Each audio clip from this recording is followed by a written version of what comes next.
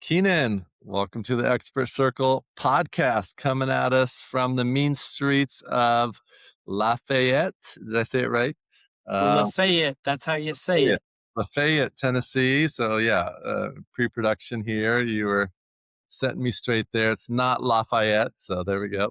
Um, yeah, you guys aren't too far outside of Nashville there, with Green Roots. So yeah, tell me about how you got started. I love having the young hustlers on here, 28 years wise there. And yeah, tell me about your journey getting into the tree care business. I'd say 28 years dumb, but Nice. Still we're learning. uh, Love it. we're still learning. Yeah, when I was 14, I really wanted to go to the National Boy Scout Jamboree the next year, and it was very expensive because it's on the other side of the country. It was like a 3-week trip. There was touring all the nation's like history sites, and uh, I really wanted to go. And my mom said, "If you want to go, you can pay for it." And so I called up my brother-in-law who had a tree care company and I asked for a job. And so I started on the ground crew.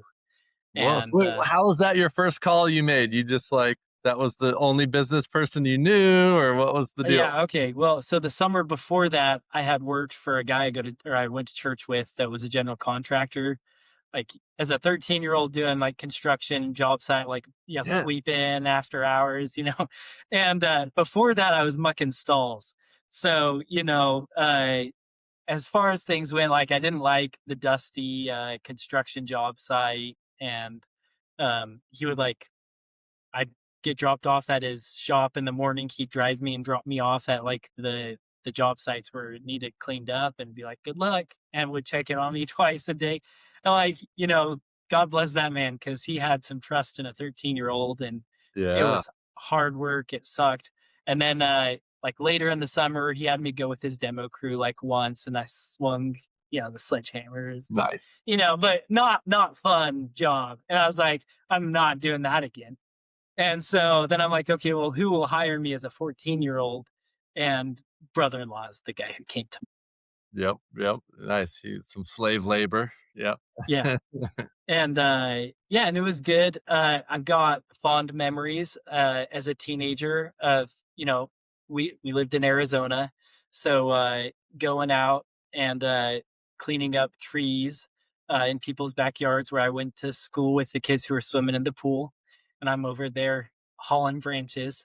Did they Uh, give you like one of the little electric saws, or what kind of stuff did they well, I trust? was I was ground crew. So I was cleanup. It was wait till they turn the chainsaw off, go grab the branches, Yep. drag it out to the chipper, and Nice. I wasn't supposed to run the chipper because OSHA and everything. Yep. So I won't. We don't, you don't have to tell me Yeah, yeah, nothing. yeah. But most of my job was hauling branches from the trees to the Yeah. chipper, Yeah. and yeah.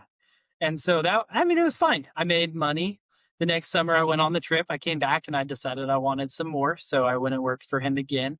And that summer was the very first time I ever climbed a tree. Right. Nice. They let me try on the spikes on a palm tree. Awesome. The Hotel Valley Ho in Scottsdale, Arizona. I remember which palm tree it was. And during lunch break, right, yeah, throw the gear on, try and get up there. Then by the time I was 16, I was actually getting up in some trees, and 17, same deal. But hard work, learned a lot. It Yeah. it was good as a teenager. From 18 to 20, I went and did a church mission in Argentina for 2 years.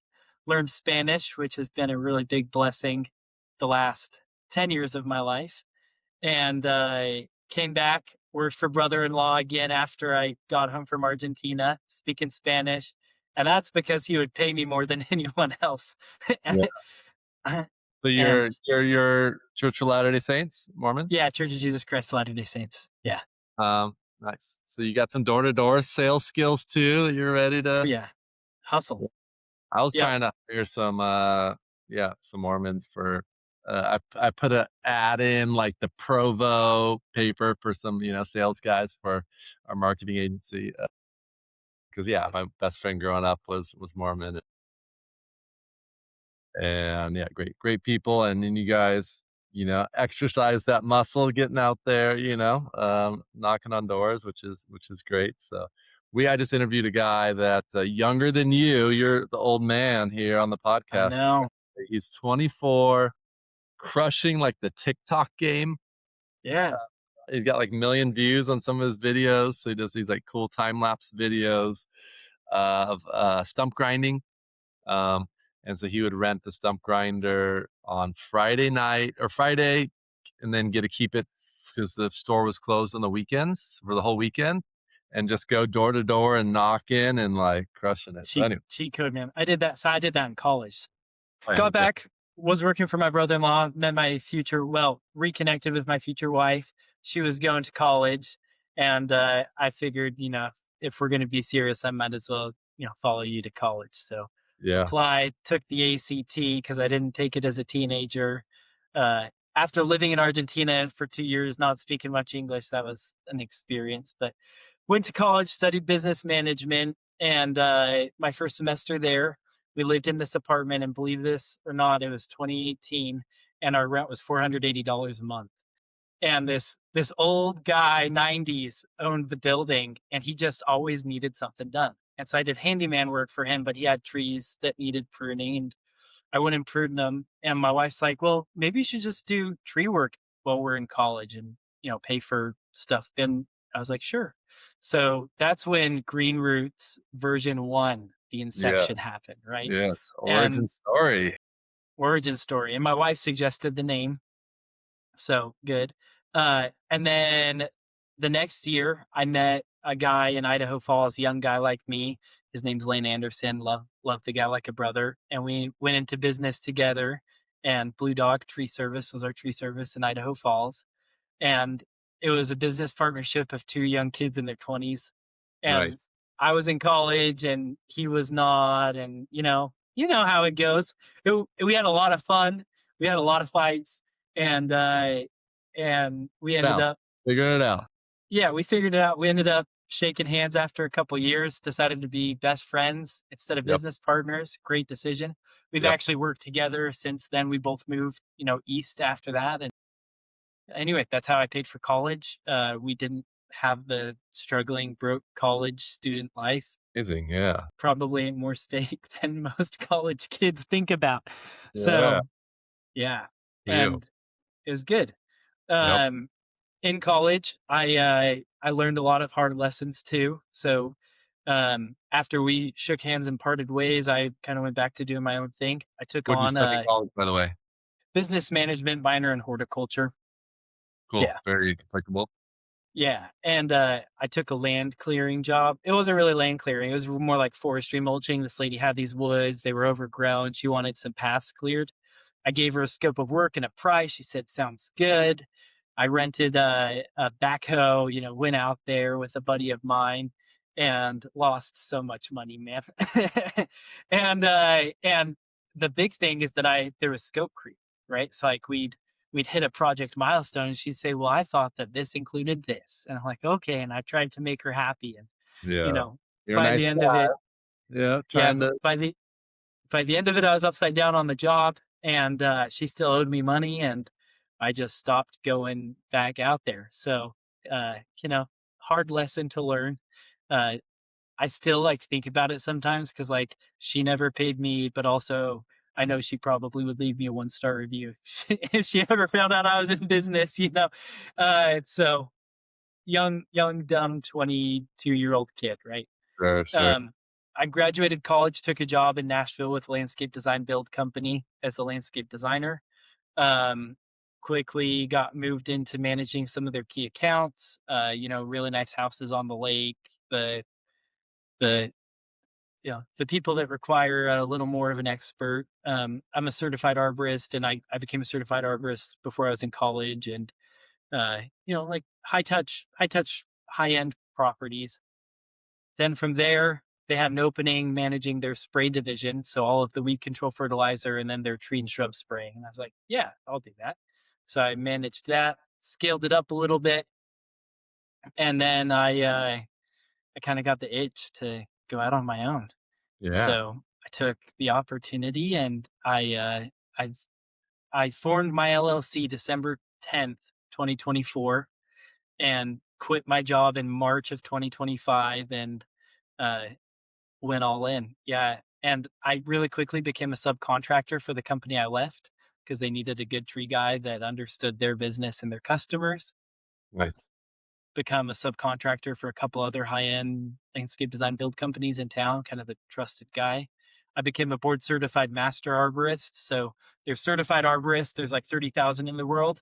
The next step up is board certified master arborist, and there's like 1,500 in the whole world. So it's kind of like the top. And that's been huge for me professionally and business wise. Yeah, especially as a young guy, having that be like, "Hey, look, I'm," yeah, uh, yeah, very cool. So that's Um, a little bit about me. board certified master arborist T-shirt? No, hat? I have a patch on like my jacket I wear out Oh, to go sick. do bids. Yeah. I like it. I like it. Uh, and makes so much sense to partner with landscape designers that are doing installs and new builds. Um, yeah, that seems like one of the best partnerships you can do, better than a contractor. Just When I uh, talk to other tree guys and they're like, I just don't know how to scale. I'm like, well, go and find out who the like landscape architects or high end landscape designers in your town are. Bug them until they go to lunch with you. Then bug them till they go to lunch with you again. And then by the third time, that's when you pitch them. But get to know date them for a little bit, right? You gotta date them before you take them home. yep, And yep, then, sometimes they'll get into a situation and they'll be like, "Oh, we need a tree guy." And you're the one that's dating them, so they're gonna call you. yep. How would you recommend that initial first date to go? Yeah, I mean, it's as easy as saying, "Hey, I saw your work on this project when I was driving by. I was really impressed. You wanna go to lunch? And I'd love to hear about you and your experience." Everyone likes talking about themselves, myself Yep, included. And yep, so, uh, yeah, and then go to lunch and ask them about their business, how they got started, and what they love about it, what their favorite project is, who their first client was, right? And kind of get to know them and build that rapport. yeah. I like it. Very cool. So, jumped into the business. You probably have, more experience than a lot of guys, especially your age, obviously. What were the new challenges that you were facing, running your own business? Yeah, not enough time to do it all. Um, I So I would say like one of my commitments day one is I was going to do everything right by the book, right? So if I hire a guy, they're going to be on the payroll. I'm paying workers' comp. I'm insured. Like do it right. And it's expensive to do it right and get started at the same time, right? Like government doesn't make it easy on the new guy on the block or the small guy in the city.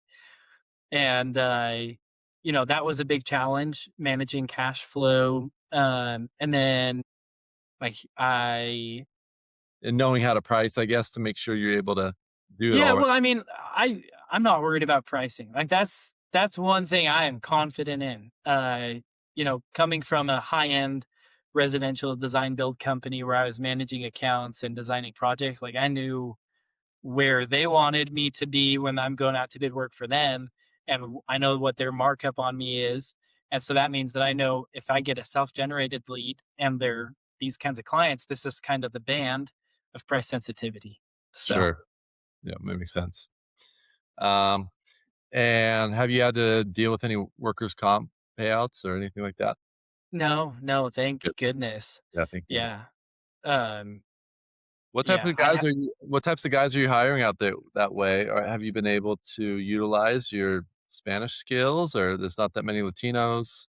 yeah, And there's plenty of Latinos, but like I said, I plan on doing everything right, and that means following E-Verify and there yeah, and so it's been difficult, and we're not in a great place, politically for that, hiring especially if you're doing undocumented everything guys or right. yeah, yeah, Yeah, and I love my Hispanic and, Latina friends, uh, but, I also can't take risk upon myself.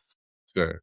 exactly, in yeah. this political climate. So Yeah, yeah, yeah. Um, so okay, so yeah, figuring out but uh your real question there is like how hiring, right? yeah, So I hired a kid from school or from church that had just graduated high school, and like all summer long he was my ground guy, right? And it was good. Like I paid him well, and we did fun projects together. But then he went to college, yep, and then and you're climbing on yeah, all I'm climbing. yep, Yeah, just one crew right now?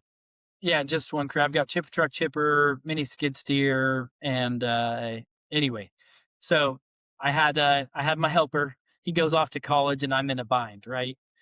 I'm on the phone with one of my best friends and I'm complaining to him. I don't know what I'm going to do.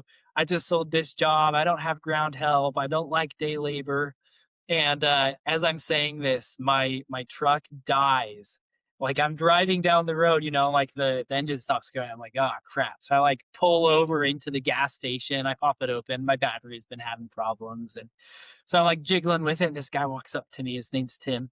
He's like, hey, do you do spray work? Because I was in my spray truck at that time. Because we do, weed control fertilizer, but we also do insect disease control fertilizer for trees and shrubs. Okay. And he's like, do you do spray work? I'm like, as a matter of fact, I do. And he's like, well, I did spray work for 13 years in Georgia and I need a job.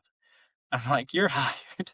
Well, uh, And it was like literally like my truck died. I pull into the gas station and he walks up to me. Like Lord provides. the Lord provides. And so Tim's been working with me ever since then.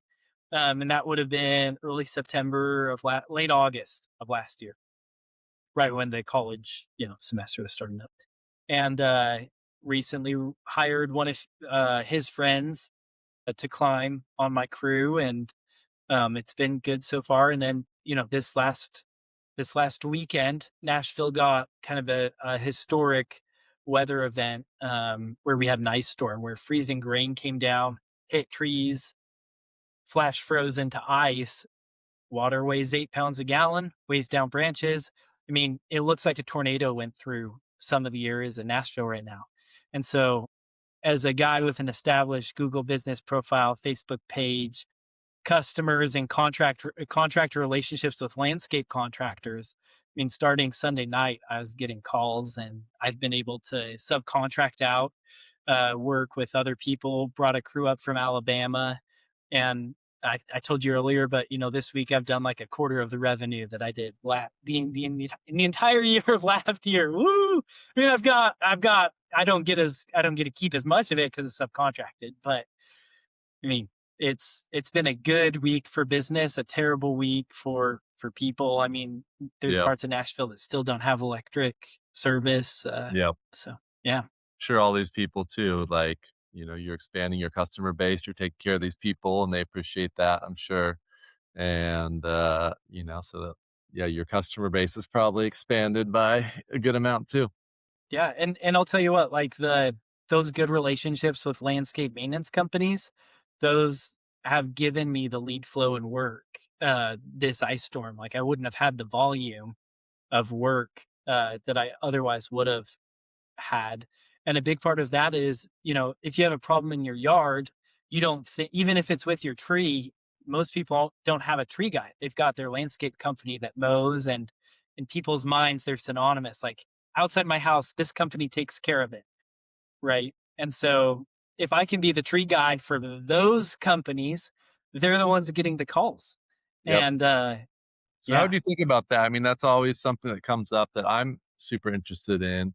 It's, do you go wide with your services, and provide more services to more types of people, or do you specialize in doing one thing really good and then partner with, people that, can be referral partners like that? So what would be, your advice to other business owners? What's worked for you, and how do you think about that? I Because you think could be doing landscape architecture stuff, right, and spraying and sure, all this lawn sure. mowing, so how do you approach that? Yeah. So I think you need to be an expert in something. Right? You need to be an expert, like the best in your market at something. And maybe that's customer communication. right? Maybe it's not even the service, like the actual delivery of the service, but maybe it's customer communication. Maybe it is that you are, world class tree climber. Maybe it's that you're the best lawn mowing service in town. But you got to have your specialty. And once you have your specialty, that's when you can decide what branches you want to horizontally integrate into, right? Or vertically integrate into it. It kind of depends. So my core line of business is arboriculture consulting and plant healthcare. So I'm an expert in tree biology, physiology, telling you if it's going to live, if it's going to die, what you should do with it, right? So if I'm an expert in that, right? I think the core delivery or like core services I can offer other than consultations is ornamental tree pruning because most trees don't need to be removed, right? We can do um, we can do pruning. It would be fertilizing, insect and disease control, which are major problems on the trees. There's like a really niche service called air spading, where you use a big toe behind air compressor and this wand, and you can loosen up the soil because soil compaction, soil health is really big with plants. That's like a key service I offer. And then cabling and bracing. So if you've got like a branch that maybe is weakly attached, installing a cable at the top so it doesn't split or brace if it's starting to crack, strengthen, just like if you break your arm and they put rods in it, it's the same idea. Yep, yep, So those are my core services, right? Well, if I'm doing the spraying side of it, the insect disease control, weed control, I by necessity have to have the same equipment needed to perform um, weed control and fertilizer. So if I'm gonna, like, they're very complementary services, and so I offer that business line as well. I'm licensed to offer other pesticide services, but like I could go out and spin up a pest control company today. Like I'm licensed, insured, got my bond with the state, able to do it, but I'm not an expert at it, and I'd rather not do that. yep, yep. That makes sense. So maybe, as time goes on, maybe in 6 years, you're like, "Hey, I wanna become an expert in the second thing," spend the time doing that, or I have become an expert over the years, and you Yeah. maybe think about expanding naturally as that happens. Yeah, yeah, or deciding to go all in. Like, okay, guys, like we've got our weed control fertilizer down pat. We've got our tree and shrub business down pat. This year, we're gonna figure out, no matter what, pest control. And by the way, we've already emailed all of our customers telling them we're doing it, and we've already had a quarter of them sign up. Right, like that's like Cool. if you got to be a burn the boats guy, or else you sit in the harbor for too long. Yep, yep, exactly. Yeah, because it seems like, I mean, running, you know, 5 tree crews, some seems like it's kinda hard to do sometimes, finding the right guys to run those crews and to scale up the tree stuff to be big. I mean, I'm sure the Ceiba trees of the world and these guys figure out how to do it, right? Yeah, Uh, well, and the big thing is like the organizational model in blue collar businesses, one person can manage seven other people at a maximum. And so like seven people is two mid-sized crews, right? A three-person crew and a four-person crew, right? yep, yep, So you've got your crew leader managing the day-to-day on the site. You've got their service manager, operations manager, whatever you want to call them. And then you're going to have another layer once you've got, 14 crews going, and each of those service managers are, maxed I out. could see you, Keenan, having the empire at some point with your putting your Y- business degree to use down the road. Yeah, What that's, is what do you think about when you think down the road? Are you kind of in the day to day, or do you every once in a while goal set and oh think, yeah, yeah, yeah. I mean, I tell my wife that by 2030 I want to be doing $5 million of revenue a year. So I've got 4 years. what does that look like? Are you expanding, the Pen, the I think crews, or expanding yeah, services, expanding your crews, or a little bit of both? a little bit of both. Yeah, I really love the weed control fertilizing and then the tree and shrub like round based programs because it's recurring revenue. And once you have your program set, it's pretty easy to keep it managed and customers happy. The lawn side is really easy because if your lawn guy's doing a good job, your lawn is green and weed free. Like it's really easy to measure whether they're being successful or not. Um, And so, I think, you know, ideal world, we're doing, 80% that kind of recurring revenue work, and then 20% of the like really niche plant healthcare jobs. Yep. That could be even an interesting funnel, for your lawn care clients that have trees and you get in there at whatever, Yeah. um, Yeah. eight That's the bucks, goal, right? Like cross sell. Yeah. 100 bucks every 2 weeks, and then you come back and you're like, "Hey, you're their first call if they, have some tree care needs." Yeah. Well, and I don't do lawn mowing. It's Okay, just the spraying. just Yeah. the I'm spray. not interested in running mow crews Yep. ever. So you're spraying what are you kinda spraying? You're spraying, like, pesticides on Yeah, stuff? yeah, fertilizer Fertilizer, pesticides. yeah, herbicides, weed Yep, control on lawns, and then on trees, yeah, pesticides to kill, the bugs that infect trees. Fungicides, a lot of trees get either foliar or fungal diseases, or in some cases they can get some root rots that can be treated. And then fertilizer, will do soil injections. And then, I think I'm the only arborist in Middle Tennessee that has um fungicide quick tests. So in the field, I can actually take root samples, do a quick test, and tell you whether you actually have that fungal pathogen. Otherwise, you're going to send it to a lab and wait 3 weeks. Or someone's going to tell you you have it, you're going to pay for the service when you really didn't. And I don't like selling people something they don't need. yep, yep. So a little bit more of a skill and education needed to provide that service, a little more value add there. Um, yeah, I like that. Interesting. So that's where you kinda see yourself really scaling up, and you would have to train out and get some of your guys certified for that, or you would handle most of Yeah. the All of my guys, so I have another thing I believe in, and I learned this at the last company I worked, is future hire date job offers. So as I do capacity planning for the year, last year, I I I acquired a business at the end of last year. And so, I'm gonna need to add 2 technicians to my spring. So I did future hire date with 2 guys, and they Yep, start here in March. So okay, it's they're already certified, right? They're already working in the industry.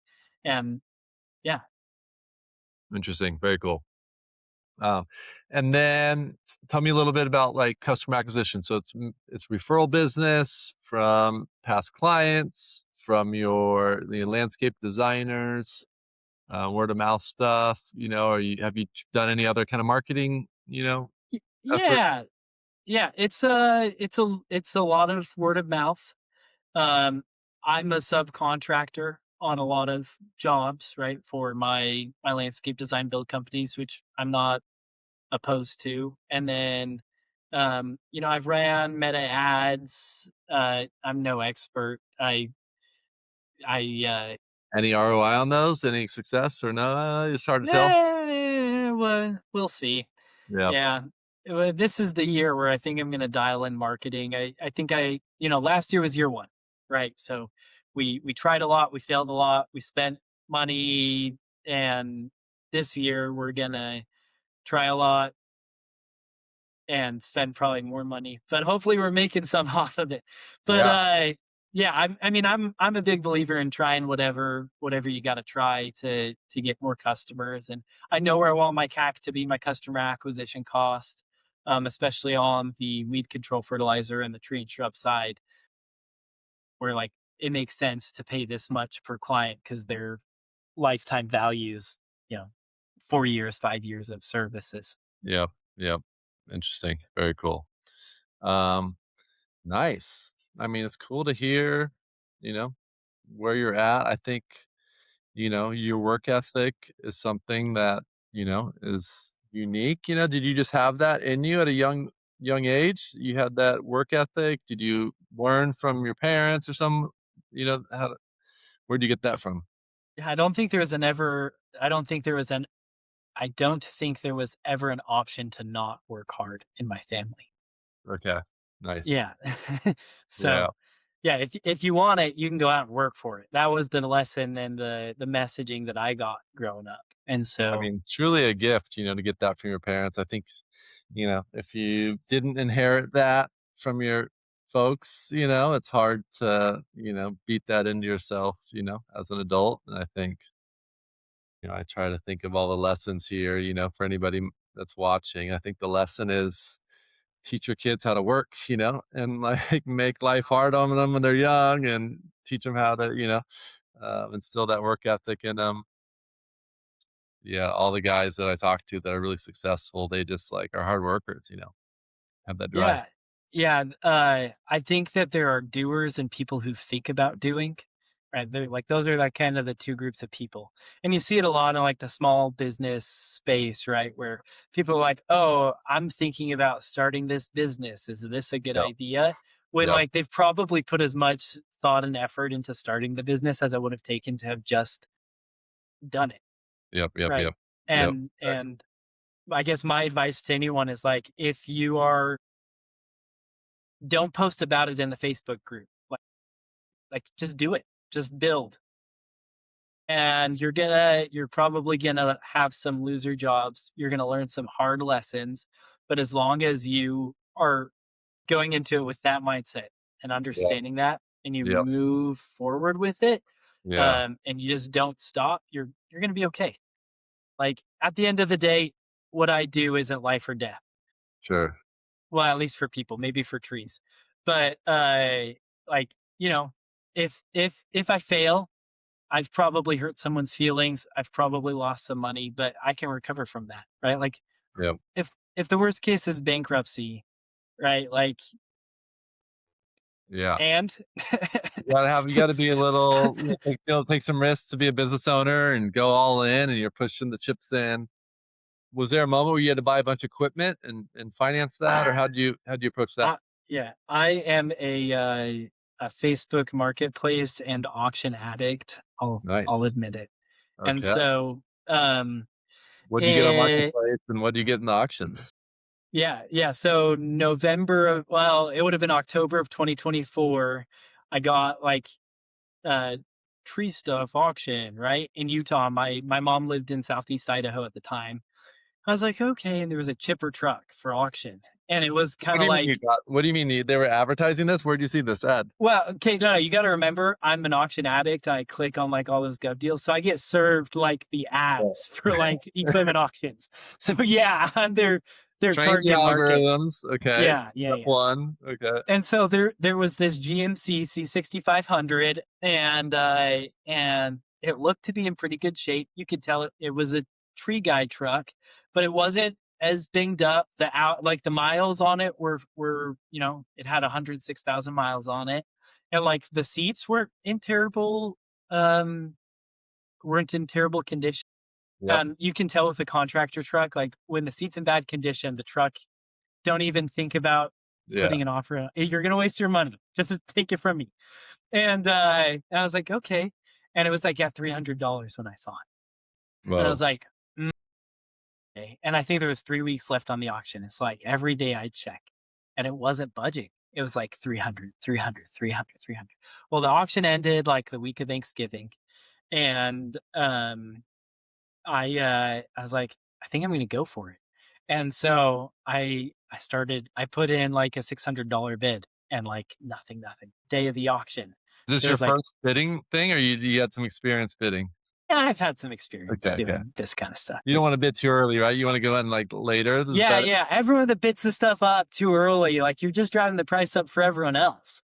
Right. Like you gotta be committed and play the long game. So anyway, it was like I bid it and I ended up bidding up to like $4,600. So after taxes, I paid $5,260 Nice. for a truck in Utah, and I'm in Tennessee.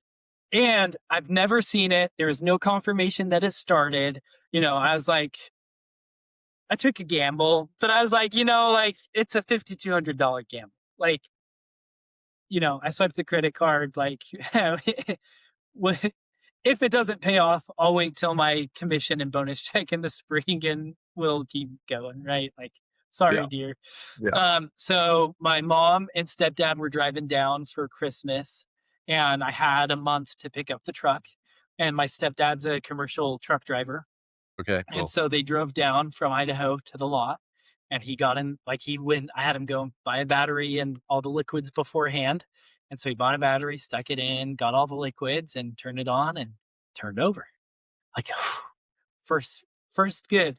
And then he gets going down the road and it goes into limp mode. And I'm like, oh no. And we're like on the phone. He gets over, and I guess the battery wasn't completely connected and it was having voltage problems and the alternator was bad. And so swap the alternator out in the parking lot. It's got the 8-1, GMC, but yeah, it Yeah, was so you got a handy stepdad, which is, like, a great. easy to swap out, drives it from Utah to Tennessee, no problems after that. And I've been using it since then. Yeah. And then Facebook Marketplace, I knew I wanted a chipper. I had 3 grand cash for a chipper. And you can't buy like a nice chipper for 3 grand. Like you're not gonna find one, especially like a 12-inch chipper, which is what I was wanting. And so I was like a hound. And I messaged everyone on Facebook Marketplace like, "Hey, I know this is a lowball offer and you have it listed for $12,000. I have $3,000 cash. Here's my story. Can we meet up? Can I come and get it today?" Like what? They're gonna say no? Okay, whatever. Sure. It was already forgone that it was a no. Well, this guy messaged me back and was like, "Yeah, you want to come take a look at it?" And I was like, "Sure." So I drive my pickup truck. He lived like 5 hours away from me. And it was kind of this rusty looking chipper. I get there. It's kind of like hot wire, but he turned it on. We chipped some logs. I'm like, sounds good. I'm like, all right, here's your cash. And I count it out.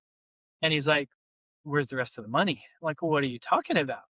Like, we agreed to $3,000. And I had even messaged him after the fact, being like, hey, 3 grand is good. Right. And he's like, yeah. I'm like, okay, I've got to go pick up, the cash from the bank. And he's like, no, I had it listed for, $8,000. I can't. What? The engine's worth 3,000 alone. I'm like, okay, well, here's our Facebook Messenger messages. You don't Yeah, want to sell it to me, fine. I'm sorry, I wasted 5 hours of my day driving here, 5 hours driving home. But have a good day. Enjoy your 1-star seller review on Facebook Marketplace. yeah. And so I drove off, and I'm driving down the road. About half an hour later, he calls me and he's like, if you can get it today for 3 grand, I'll give it to you. I'm Uh, like, oh, okay. cool. So I turned around, grabbed it, and drove it home. But, Yeah. almost, Be willing to walk away in the negotiations. Check. I didn't have any more money. Like, Yeah, there was no more money for that chipper. sounds Anyway, like got it home. you've had some God moments or, or luck moments, one of the 2. Yeah, both. God, I think both. But 8 grand for a full chipper setup that runs. And I've had to fix some wiring on the chipper. And I bought a sandblaster last year because it's a rust bucket. I got to sandblast it, fix some welds, but it's ugly, but it works. Yep, yep. Nice, nice. Very cool. So your all in moment, you were a little bit creative, which is good, Mm. for people to hear that you don't have to, you know, you can, yeah, hustle and hack the system, a little bit. Yeah. Yeah. Uh, And like I've been doing tree jobs on the weekends. And so like, if I really needed to, I could probably go and drum up the money to pay off that credit card bill, and not it wouldn't have hurt me so bad, right? sure. But I think part of it is like if you're going to try and get into a high cost of capital business, like be creative with how you solve that problem. And maybe it's renting or leasing your equipment, like the stump grinder, right? I did the same thing in college. You rent the stump grinder on Friday, you're allowed to get 8 hours of operating time between Friday afternoon and Monday morning at 8 a.m. And so a stump doesn't take 8 hours to grind. So you grind the one and I mean, you're hustling because you want to get it off so you can get to the next job and keep your hours low so they don't charge you for 2 days.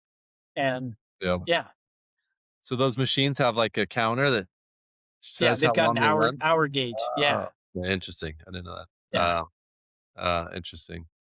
Okay, so your next kind of season here, maybe focusing on marketing a little bit. What are the other challenges and things that you're trying to shore up and in the biz and improve as Yeah, best you I hired 2 people this week out of necessity for because of the storms we're having. I mean, it's been crazy here. So and those are immediate start date hires, which is gonna be interesting. We're gonna see how it turns out. So I think operations management's gonna be a big part of it. And then, as we get into the spraying season, late February, early March, it's gonna be fascinating to see how I handle it all because I've got to like make sure all my trucks are in good order. I got to make sure that all of my technicians have trucks because right now I've overhired and I need to go and probably find my next deal. And Yeah, yeah. um, And you're yeah, hiring people or as employees or as subcontractors, or how do you employees. It's all employee. Yeah, yeah. I don't do the unless you can give me a W-9 COI and the government's going to be okay with our business relationship as Yeah. you as a subcontractor because what you're offering is not key to my business, we're good.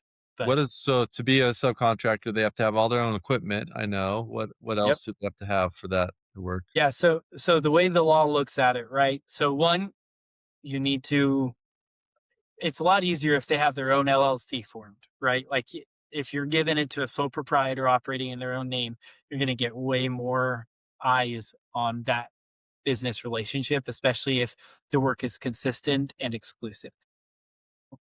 You need to hopefully if they're a subcontractor, they've got their own LLC and they need to give you a W-9, which is the form that lets you 1099 them at the end of the year.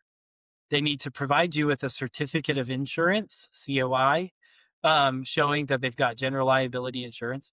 They need to be using their own equipment. Any equipment of yours that they do use needs to be incidental. So, like, say you're subcontracting someone, they're on the same job site as you, and like they need to borrow a Milwaukee battery. Like that's okay, right? But if they're showing up and using your chipper truck and chipper and doing the tree work, like that's an employee, What not if you form a separate LLC? I'm always shady and thinking about ways to what if you form a separate LLC that is a equipment rental company, and huh? then Green Roots rents from the equipment rental company, and your subs rent from the equipment rental company, and they go and pick up their truck and their chipper for the day, Sure. and Yeah, go ahead, but you're gonna have to have a completely different fleet policy for equipment rental. If anything happens and you're running a rental company, your insurance isn't gonna cover that. You're gonna need to make them pay for it. And if they're 1099, not employee wink wink, they're not gonna pay to fix your equipment that they're renting from you, yeah, right? this would be another insurance policy you'd have to get for the insurance Yeah. for that Yep. company. Yeah, Uh, and then, the other tests, they need to have control over when they show up to job sites. They need to have control over how they get their job done, and they cannot be exclusive, so they must have the ability to contract with other contractors, and you need to be able to show that they actually do generally if you're gonna have those eyes on. yeah, yep, yep, yep. Yeah, I know it's always a thing, especially with workers' comp now. My brother-in-law's company, he might be going out of business. He has to pay like so much workers' comp. He's got a workers' comp like virus going through his company because one guy gets injured and the other guy's like, "Oh, I want to stay home and like And in chill." California, it's bad. Yeah, Yeah, I way don't know worse if in your California. brother-in-law's in California. Yeah, there's attorneys in California that will, like, basically tell you, like, "How hurt are you?" Yeah, And it's a scam, and, like, you have to be real careful about who you hire because there's people who will go and, you know, look for workers' comp claims, and I know someone that went out of business in California because of workers' comp. yeah, yeah. But it's not as bad in Tennessee, apparently. No, no, I Yeah, don't think it's as bad, and I, there's yeah, more reasonable judges out that way, which sounds like a little logic reigns somewhere still.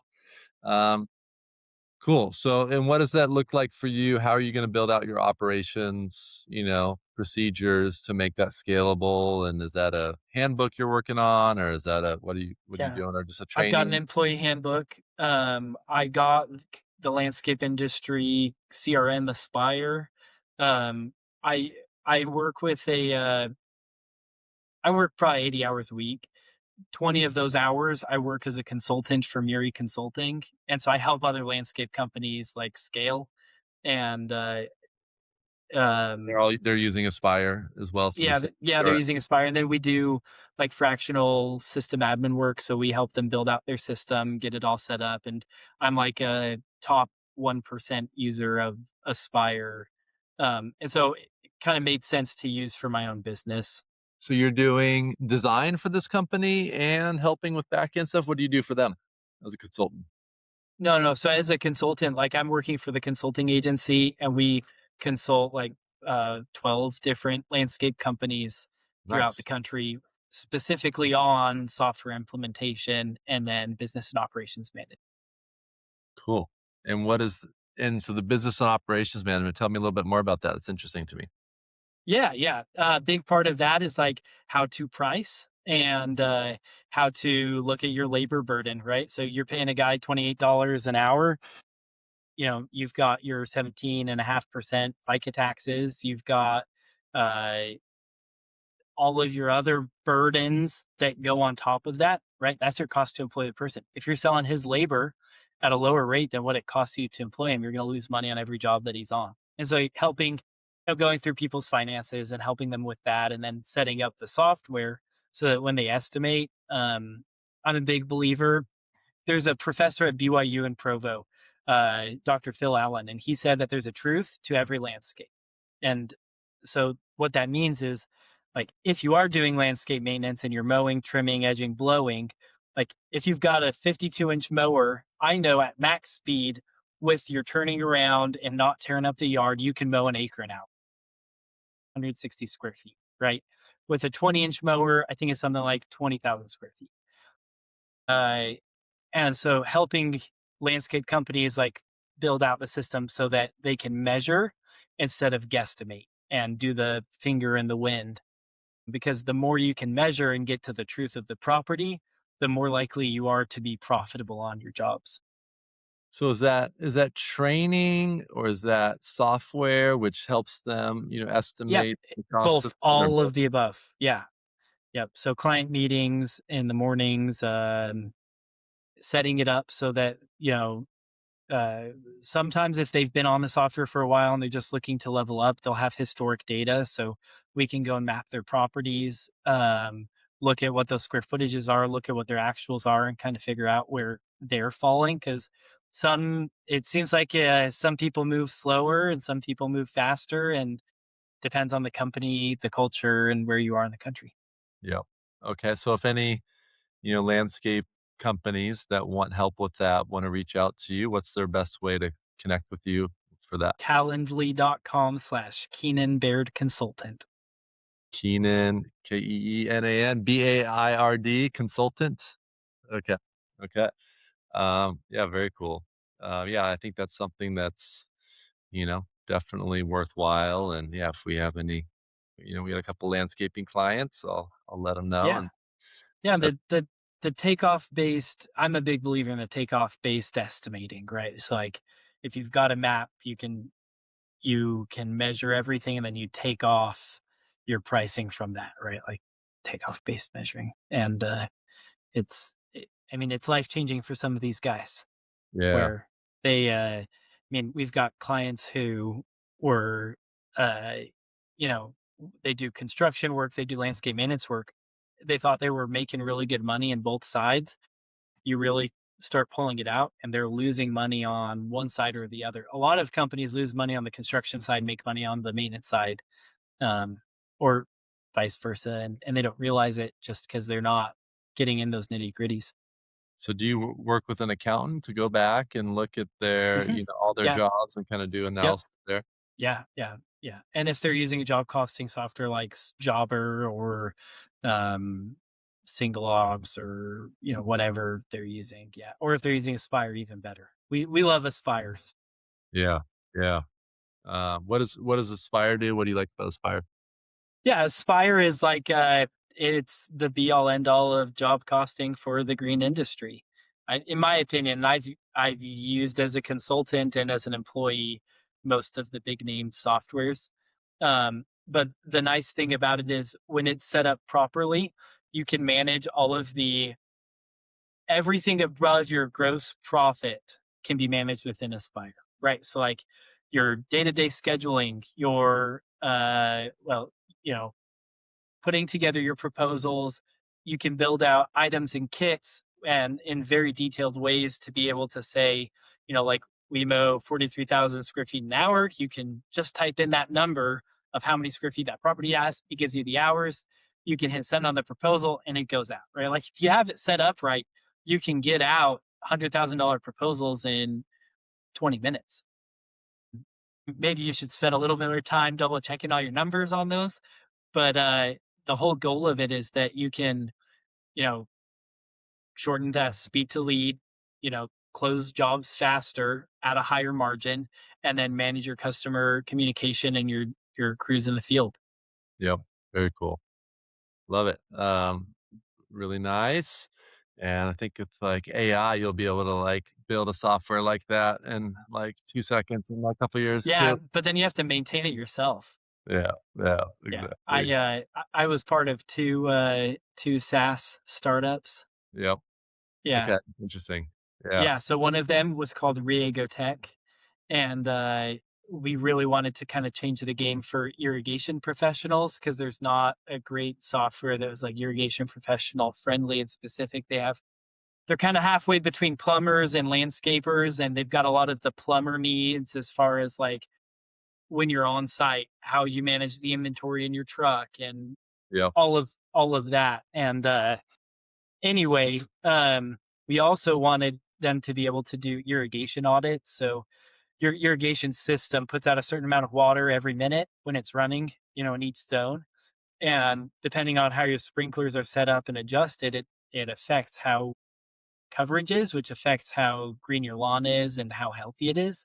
And most people overwater their lawns. And so if you can go out and do an irrigation audit where you're putting these cups out in the lawn, they fill up with water, you can see how what your distribution uniformity is. And you can get to a point where like you can actually generally adjust them better, lower the amount of time that they're running throughout the week, and you get a better looking lawn out of it. So you're not spending as much money on water, which in Southern California can mean a lot. sure. Um, Keenan, you're a smart guy, not just a pretty face here, you know? yeah. So, yeah, it'd be interesting to we're really for, our Hello Magic, our marketing agency, kind of focusing on the tree trimming, vertical right now, but our next vertical will probably be, landscapers, and, we do have yeah, some landscaper clients, so that would be something interesting for us to build out. We use, in our back end, Go High Level, and Yeah. that I like Go High Level because it has the, automated review requests that are gated, so, that's real nice, and the missed call text back feature, is nice. It doesn't do as much as, probably an Aspire or, um, Jobber can do in terms of managing bigger crews and running bigger R- enterprise Right. operations. Yeah. Like Go High Level is a sales tool, like kind of built for Yep, sales professionals. yep. Um, But it's simpler, it's, like, more visual. I like the visual Kanban, the simplicity of dragging to different stages, which Jobber didn't have. Some of our clients were on Jobber, and we were helping them in the back end manage Jobber, and, like, people are just visual nowadays, right? Um, and a little bit simpler to run, and, but doesn't, yeah, have some of those, features that Aspire has that are specifically for landscapers, so that's interesting. And some of our clients do use other some of them actually do love Jobber, and we're like, "Okay, keep using Jobber, and we'll just help other yeah. mark." Yeah. And I use Quo, which is formerly Open Phone Okay. for my and they have auto text back, like if I miss a call and Yep. So you kinda um piece together a solution for all that. yeah, yeah, Zapier integrations, Aspire has an open API, Yep. and yeah. Nice. I love it. Very cool. Any kind of nuggets of wisdom you wanna leave to the young kids out there or anybody running a business from your unique, perspective? I think it's cool what you've done so far, and, yeah, what do you wanna leave the world with? Raise your prices. Okay, and talk Yeah. to you to, get some consulting to know how much you should raise them by. Yeah, yeah. I mean, maybe. I'd love to have a conversation, but I mean, like the thing about home service businesses is that a lot of us we act like farmers, right? Like the cheapest thing to a farmer is his own time, Yep, and uh, and because we don't value our own time, sometimes a lot of the time we end up thinking that we can get more done and we charge less than we should be charging in the first place based off of how long we think it should take. Takes longer, we've lost even more money. yep, And you can't undervalue your own time, and you can't undervalue the time of your team. And so, if you want to be a business that lasts through hard times, you need to be charging reasonable and fair rates, but you need to be charging enough that you can feel good at the end of a week when you look at your bank balance. yeah. Yeah, I talk with our clients about that, and, maybe it's because 'cause we're California, a little woo-woo, but it's a little bit like self-love too, you have to kinda, "I'm worth it," girl, have to Yeah. know your Yeah. worth, yeah. Where in California are you? In Los Angeles here, Okay. mean streets of Malibu, California, Keenan, Yeah. so I was in Aspire had their conference in Anaheim last year. oh, yeah, And so, nice. You yeah, gotta holler next time you're out here, I um, will.